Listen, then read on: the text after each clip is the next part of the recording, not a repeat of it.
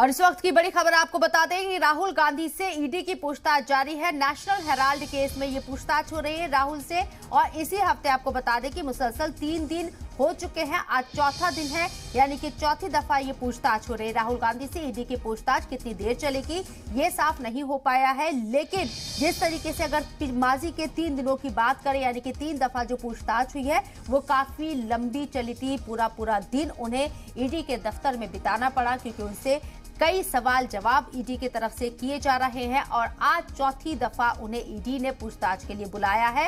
ED दफ्तर में है राहुल गांधी, कई सवाल जवाब उनसे लिए जा रहे हैं ईडी के जरिए। कितनी लंबी ये कार्रवाई होगी, यानी कि ईडी की पूछताछ कितनी लंबी चलेगी, ये तस्वीर साफ नहीं है और ना ही इसको लेकर अभी किसी तरह की कोई इंफॉर्मेशन सामने आई है। लेकिन ये जरूर है कि जब तक राहुल गांधी तमाम सवालों के, ईडी जो उनसे सवाल कर रही है उन तमाम सवालों के जवाब नहीं दे देते हैं और ईडी मुतमईन नहीं हो जाती है उन जवाबों से, तब तक पूछताछ चलती रहेगी।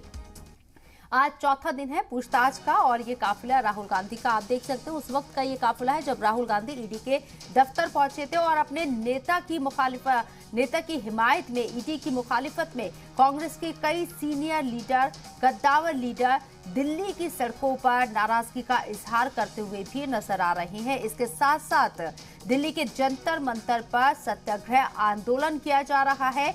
ईडी जिस तरीके से जांच कर रही है या पूछताछ के लिए राहुल गांधी को बुलाया गया है, नेशनल हेराल्ड केस से जुड़ा हुआ ये मामला है। इस मामले में कांग्रेस का कहना है कि जो सेंट्रल जांच एजेंसियां हैं वो सरकार के इशारों पर काम कर रही हैं। इस बात की तस्दीक खुद यहां पर कांग्रेस के सीनियर लीडर अजय माकन ने प्रेस कॉन्फ्रेंस करके की है और ये उन्होंने बात कही है कि आखिर सेंट्रल एजेंसीज जो है सरकार के दबाव में काम कर रही हैं और कब तक ये कार्रवाई चलेगी, इस पर भी उन्होंने सवाल उठाए हैं। साथ ही साथ ये भी पूछा है कि जो क्वेश्चंस ईडी के जरिए पूछे जा रहे राहुल गांधी से वो बाहर कैसे आ रही हैं।